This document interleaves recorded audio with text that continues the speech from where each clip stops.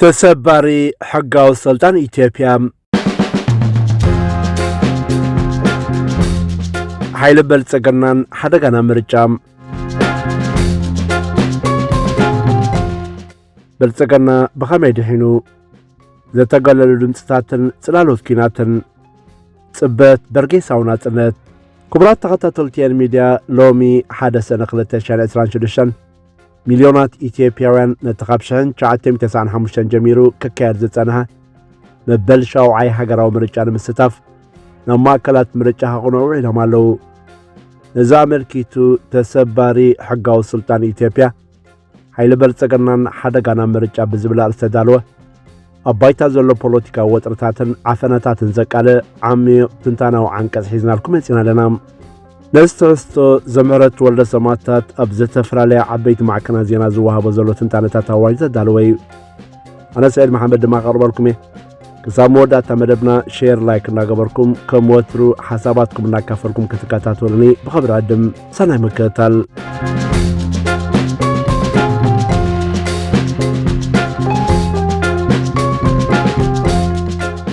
ሎሚ 1 ሰነ ሚልዮናት ኢትዮጵያውያን እታ ሃገር ኣብ 1995 ብዙሓት ውድባት ዝሳተፍሉ ቅዋም ካብ ተተግበር ንድሓር መበል ሻውዓይ ሃገራዊ ምርጫ ንምክያድ ናብ መምረፂ ሳጹናት ከቕንዑ ኢሎም ኣለዉ። ከም ጸብጻብ ሃገራዊ ቦርድ ምርጫ ኢትዮጵያ ኣብ መላእ እታ ሃገር ልዕሊ 54 ሚልዮን ዜጋታት ንምምራፅ ተመዝጊቦም ኣለዉ። እቲ ብቐዳማይ ሚኒስተር ኣብዪ ኣሕመድ ዝምራሕ ገዛ ሰልፊ ብልጽግና ነዚ ምርጫ ከም ሓደ ህዝቢ ንዲሞክራሲ ዘለዎ ሓበራዊ ተወፋይነት መረጋገፂ ገይሩ ብዓብዪ ይሰርሓሉሎም።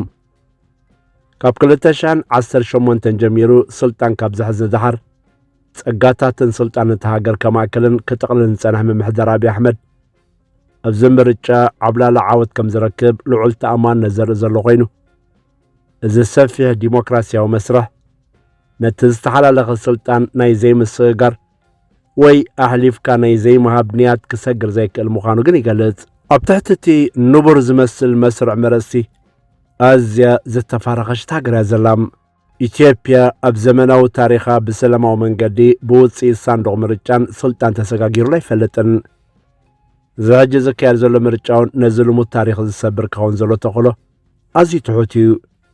ብኣንጻሩ እቲ ምርጫ ብሰንኪ ሓደገኛታት ውሽጣዊ ግጭታት እናጸበበ ዝኸይድ ዘሎ በርጌሳዊ ዓውዲ ወይ ሲቪክ ስፔስ ከምኡውን ሓያል ብሄራዊ ምክፍፋላት ተጸልዩ ኣብ ኣዝዩ ዝተፈናነ ሃዋህው ዝካየድ ዘሎም ዘባውያን ፖለቲካዊ ተዓዘብቲ ከም ዝሕብሮ እዚ ሃገራዊ ምርጫ እዚ ነቲ ኣብ ስልጣን ዘሎ ሓይሊ ንተወሳኺ 5 ዓመታት ሕጋዊ መቓን ክህቦ ዝኽእልካ እንተኾነ መሰረታዊ ሰብኣዊ ናጽነታት ከይተረጋገጸ ኣብ ሳንዱቕ ድምፂ ምድርባይ ጥራይ ግን ሓቀኛ ነፃ ፍትሓውን ተኣማንነት ዘለዎ ምርጫ ክበሃል ኣይክእልን እዩ።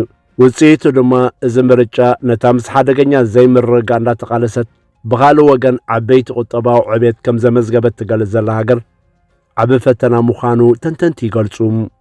ምስሊ ዲሞክራስያዊ ብዙሕነትን ዓብ ቁጠባዊ ትምክሕትን ካብ መዋቕራዊ ኣረኣያ ጥራይ እንተርኢናዮ መስርሕ ምርጫ ኢትዮጵያ ብሓፈሻ ብዙሕነት ዘለዎ ክመስል ይኽእል እዩ። እታ ሃገር ከም ዓባይ ብሪጣንያ ዝኣመሰለ መረፅቲ ንቐዳማይ ሚኒስተር ብቐታብ ክንዲ ዝመርፁ ናይ ባይቶ ወከልቶም ዝመርፅሉ ቀዳማይ ዝወፀ ይዕወት ፈርስት ፓስ ዘ ፖል ዝበሃል ፓርላማዊ ስርዓት ይጥቀም። ሎሚ ዓመት ኣዝዮም ዝበዝሑ 47 ፖለቲካዊ ውድባትን ልዕሊ 10,000 ውፅያት መወዳድርትን ኣብ ክልላውን ፌደራላውን ደረጃታት ንመናብር ይወዳደሩ ኣለዉ። ገዛ ሰልፊ ብልጽግና ንተቃወምቲ ውድባት መወዳደሪ ቦታ ንምኽፋትን ዝያዳ ኩሉ ዘጠቓልል ፓርላማ ንምፍጣርን ብዝብል ኣብ ገለ ወረዳታት ምርጫ ውፅያት ከይሰርዕ ተዓቂቡሎም። ነቲ ናይ ምርጫ ሓይሉ ንምስላጥ ድማ እቲ ገዛ መሓውር ልዕሊ 16 ሚልዮን ኣባላት ሰልፊ ዘንቀሳቐሰሉ ሰፊሕ ጎስጓስ ምዝገባ ምርጫ ኣካይዱ እዩ። ኣብ ርእሲ እዚ ማእከላይ ዛዕባ ጎስጓስ ኣብዪ ኣሕመድ እቲ ምምሕዳሩ ኣመዝጊበ ዝበሎ ማክሮ ቁጠባዊ ዕብየት እዩ። እዚኦም ድማ መሰረተ ልምዓት ሕርሻዊ ምስፋሕፋሕን ኢንዱስትርያዊ ድፊኢታትን ኣቢሎም ኣብ ከም ኣዲስ ኣበባ ዝኣመሰላ ዓበይቲ ፕሮጀክታት ዝርአ ናይ ከተማታት ምቕያር የምፅኡ ኣለዉ። እቲ ታሪኻዊ መፈጸምታት ዝረኸበ ህንፀት ዓቢ ግድብ ህዳሰ እውን ንኢትዮጵያ ኣብቲ ዞባ ናይ ፀዓት ሓይሊ ሃገር ክትከውን ዕድል ሂብዋ ኣሎም። ብተወሳኺ ቀዳማይ ሚኒስተር አብይ ጉዳይ ኣፍ ደገ ባሕሪ ከም ሓደ ዓቢ ሃገራዊ ዕላማ ብምሓዝ ነዊሕ እዋን ንስትራቴጂያውን ቁጠባውን ህላዊ ኢትዮጵያ ክማጎተሉ ዝጸንሐ ኮይኑ ኣብዚ መስርሕ ክጥቀመሉ ጸኒሑ እዩ። ተቃወምቲ ሓይልታት ግን ብኣንጻሩ ነቲ ርኡይ ድኽመታት ምምሕዳሩ ኣበ ክጥቀመሉ ይከኣሉን። እቲ ፖለቲካዊ ተቃውሞ ብሰንኪ ብሄራውን ሃይማኖታዊ ምክፍፋላት ኣዝዩ ተበታቲኑ እዩ ዘሎም። ኣብዚ ቀዳማይ ዝወፀ ይዕወት ዝበሃል መስርሕ ምርጫ እዚ ምክፍፋል እዚ ሓደገኛ እዩ። ምክንያቱ ንመሰረት ናይቲ ተቃውሞ ስለ ዝበታትኖን ነቲ ስሙር ዘሎ ገዛእ ሰልፊ ዘይመጣጠን ዕድላት ስለ ዝህቦን እዩ። ከምቲ ኣባል ጀዚራ ዝቐረቡ ናይ ኩዊንስ ዩኒቨርሲቲ ፕሮፌሰር ብዙናይ የምኑን ዘቦያን ተንተንቲ ሳሙኤል ጌታቸውን ማርቲን ፕላውትን ዘመልከትዎ ተቃወምቲ ኩሉ ሸነኻዊ ዓቕሚ ምሳኖምን መረፅቲ ፋሕፋሕ ምባልን ነቲ ገዛእ ሰልፊ ካብ ሓቀኛ ውድድር ኣጸቢቑ ከም ዘድሕን ገይርዎሎም። ዝተገለሉ ድምፅታትን ጽላሎት ውሽጣዊ ኩናት ሓድሕድን እቲ ምምሕዳር ኣመዝጊብየ ዝብሎ ዘሎ ዓበይቲ ስጉምታት መሰረተ ልምዓትን ቁጠባን ብሰፊሕ ደም ምፍሳስ ተዋሕጠ እዩ። ሕጋውነት እዚ ምርጫ ዘጸልሚ ዘሎ ቀንዲ ጸሊም ነጥቢ ብሰንኪ ሰፊሕ ቅልውላዋትን ግጭታትን ብዙሓት ኢትዮጵያውያን ዜጋታት ካብዚ መስርሕ እዚ ሙሉእ ብምሉእ ወፃኢ ምዃኖም እዩ። ብፍላይ ክልል ትግራይ ካብቲ ኣብ 2021 ዝነበረ ምርጫ ድሕሪ ምብኳራ ንኻልኣይ ግዜ ካብ ሃገራዊ ምርጫ ወፃኢ ኮይና ኣላ። ካብ 2020 ክሳብ 2022 ኣብ መንጎ መንግስቲ ፌደራልን ሕወሓትን ተኻየደ ኣዕናዊ ኩናት ሓድሕድ ብኣማይታ ሸሓት ዝግመቱ ሰባት ድሕሪ ምቕታሉ ትግራይ ገና ብፖለቲካዊ መዳይ ተገሊላ እያ ዘላ። ዋላ እኳ እቲ ናይ ሕዳር 2022 ስምምዕ ፕሪቶርያ ተኽሲ ዶ ምባል ተምፀ እቲ ኣብ ቀረባ እዋን ብሕወሓት ተወስደ ናይቲ ብፌደራል ተሸመ ጊዜያዊ ምምሕዳር ትግራይ ናይ ምውራድ ስጉምቲ ሓድሽ ኩናት ከየለዓል ዓብ ስጋት ፈጢሩሎም። እዚ ቀጻሊ ምግላል ሕወሓት ነቲ ሕጂ ዘሎ መስርሕ ሰላም ዓብ ድርትነት ዘለዎ ምዃኑ ዘርኢ ኮይኑ ንሃገራዊ ሓድነት ዓብ ስጋት ኮይኑ ይቕጽላሎም። ካብ ትግራይ ወፃኢ እውን እቲ መሓውር ጸጥታ ፌደራል ኣብ ዝተፈላለየ ግንባራት ኣውጊዩ ዘሎም። ኣብ ክልል ኣምሓራ ኣብ 2023 መንጎ ሓይልታት ፌደራልን ምልሻታት ኣምሓራን ፋኖን ሓደገኛ ግጭት ተወሊዑ እዩ።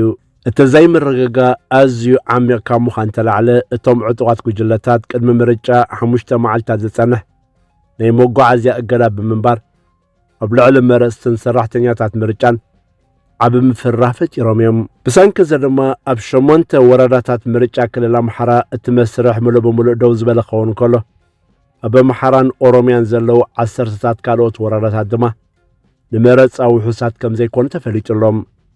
በአምሓራ ዝወረደ ናይ ሰብ ጉዳት ኣዝዩ ዘስተምም እዩ። ሂማን ራይትስ ዎች ኣብ ጥሪ 2024 ኣብ ከተማ መርዓዊ ተፈጸመ ዘስካሕከ ህልቂት መዝጊብዎሎም። ኣቡ ናይ መንግስቲ ወተሃደራት ልዕሊ 89 ሰላማውያን ዜጋታት ከቢቦም ቀቲሎሞም እዮም። ኣብ ካልኦት ከባቢታት ኣምሓራ ጎጃም ወሎን ሸዋን ዝቕጽል ዘሎ መጥቃዕቲ ድሮን ብዙሓት ሰላማውያን ሰባት ንሞት ዘቃልዕ ዘሎ ኮይኑ ነቲ ድሮ ተፈጢሩ ዘሎ ሰብኣዊ ቁልውላው ዝያዳ የጋድደሎም። በትኻሊ ሸነኽ ድማ ኣብ ኦሮምያ ሓይልታት ፌደራል ምስ ሰራዊት ናጽነት ኦሮሞ ኦላ ብዙሕ ዘይዝረበሉ ግን ከቢድ ውግኣት እዮም ዘካይዱ ዘለዉ። እቲ ንፍሉጣት ተቃወምቲ ፖለቲከኛታት ዕላማ ዝገበረ ቅስለታት ነቲ ሃዋህው ዝያዳ መርዛም ይገብረሎም። ኣብ ሚያዝያ 2024 ሓደ ካብቶም ድሙቓት ነቐፍቲ መንግስትን መራሕቲ ግንባር ናጽነት ኦሮሞ OLF ዝነበረ ቤተ ኦሮክሳ ኣብ ኦሮምያ ከተማ መኪ ኣዝዩ ብዘጠራጥር ኩነታት ተቐቲሉ እዩ። መዋቕር ምልካዊ ስርዓትን እናጸበበ ዝኸይድ ዘሎ በርጌሳዊ ናጽነትን እቲ ኣብ ክልላት ዘሎ ግጭታት ኣብ ታርእሲ ከተማ ብስርዓታዊ መንገዲ ምፍርኻሽ በርጌሳዊ ናጽነታት የንጸባርቃሎም። አብይ አሕመድ ኣብ 2018 ስልጣን ክሕዝ እንከሎ ኢትዮጵያውያን ዓብ ማዕበል ፖለቲካዊ ናጽነታት እዮም ሪኦም ነይሮም። ኣሽሓት ፖለቲካዊ እስራት ተፈቲሖም ኣብ ስደት ዝነበሩ ፖለቲከኛታት ውድባትን ተጣባቕትን ተመሊሶም። ከምኡውን እቲ ጨቋኒ ምንባሩ ዝግለጽ ብጸረ ግብረ ሽበራ ተደንገጋ ሕግታትን ናይ ሚድያ ገደባትን ተመሓይሹ ነይሩ። እዚ ሓጺር ናይ ናጽነት እዋን ነቲ ቀዳማይ ሚኒስተር ኣህግራዊ ናእዳን ናይ ኖቤል ሰላም ሽልማትን ኣምጺሉ ነበረ።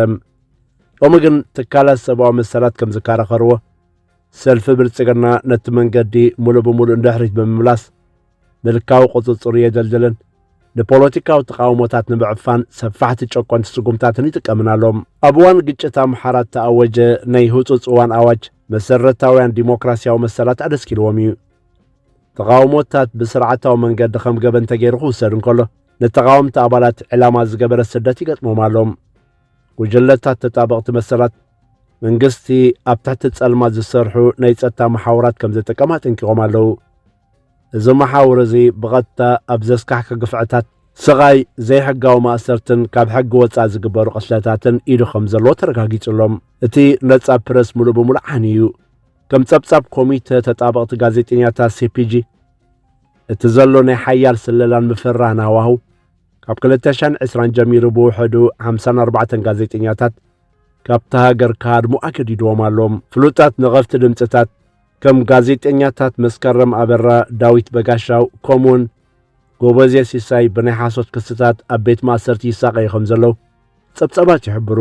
ዋላቶም ፍሉጣት ተጣበቕቲ ሰብኣዊ መሰላት እውን ውሑሳት ኣይኮኑን ከም ያሬድ ሃይለማርያምን ዳን የርጋን ዝኣመሰሉ ሰባት ካብ ሃገር መንግስቲ ንምምላጥ ናብ ስደት ክነፍፁ ተገዲዶም እዮም ዓቢ ዞባዊ ጽልዋ ዘለዎ ቅድመ ውፅኢት እቲ ባሎት ቆጸሩ እንከሎ እቲ ውፅኢት ድሮ ተወሰነ እዩ ሰልፊ ብልጽግና ነቲ ኣብ ስልጣን ዘሎ ዓቢ ጸጋታትን ናይ ተቃውሞ ፋሕፋሕ ምባልን ተጠቂሙ ኣብ ፌደራልን ክልላዊ ደረጃታትን ዓብላለ መንበር ከም ዝሕስ ገሚቱሎም ምክንያቱ ቅዋሚ ኢትዮጵያ ንቀዳማይ ሚኒስተር ናይ ስልጣን ዓመታት ደረ ስለ ዘይገበረሉ እዚ ናይ መረፅ ዓወት እዚ ንኣብይ ኣሕመድ እቲ ሰልፊ ፓርላማ ክሳብ ዝሓዘሉ እዋን ኣብታ ሃገር እቲ ዝዓበየን ወሳንን ፖለቲካዊ ሰብ ኮይኑ ክቐፅል ሕጋዊ መቃን ክህቦ እዩ ዓብይ ፓርላማዊ ወንበር መሓዝ ማለት ግን ቀጻሊ ሕጋዊ ስልጣን ማለት ኣይኮነን መጻኢ ምርግጋእ ኢትዮጵያ እቲ መንግስቲ ካብ ዝውድድር ዘይብሉን ዓወት ጥራይ ዘለዎን መስርሕ ምርጫታት ወፂኡ ነቶም ንሃገር ዝበታቱን ዘለው መሰረታውያን ናይ ህዝቢ ሕቶታት ብሓቀኛ መንገዲ ክፈትሕ ይኽእል ዶ ኣይክእልን ኣብ ዝብል ነጥቢ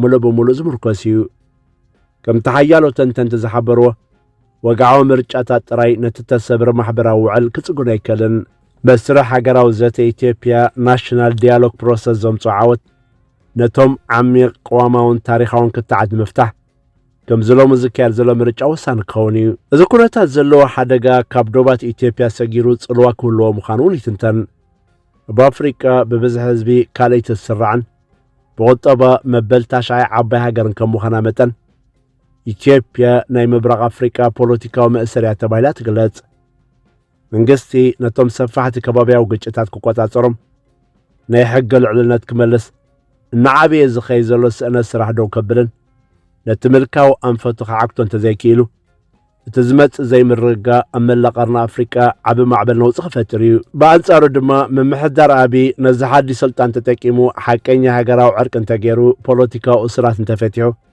ከምኡውን መሰረታዊ በርጌሳዊ ዓውዲ እንተመሊሱ እቲ ናይ ኢትዮጵያ መንእሰይን ምሁርን ህዝቢ ኣብቲ ዞባ ዓቢ ብልጽግና ንምምጻእ ዓቢ ዓቕሚ ክህልዎ ይኽእል እዩ ተባሂሉ ይግመት ክቡራት ተኸታተልትና እቲ ሎሚ ኣብ ሃገራዊ ምርጫ ኢትዮጵያን ኣብ ልዕሊ መሰረታዊ በርገሳዊ ናጽነታት ዝካየድ ዘሎ ናይ ምዕፋን ስጉምታትን ኣድሂቡ ተዳለወ ትንተናዊ ትሕዝቶ እዚ ተኸታተልኩም እዩ ነይሩ ካብዚ ትሕዝቶ እዚ ሓቀኛን እዋናውን ዝኾነ ሓበሬታታት ከም ዝረኸብኩም ተስፋ ንገብር ከምወትሩ ሓሳባትኩምን ርእይቶታትኩምን ኣብ ኮመንት ኣካፍሉና ሼርን ላይክን ብምግባር ድማ ንቻነልና ደግፉ ብዝቐጽል መደብና ብኻልእ ኣገዳሲ ዛዕባ ክሳብ ንራኸብ ሰላም ይስማዕና ሰላም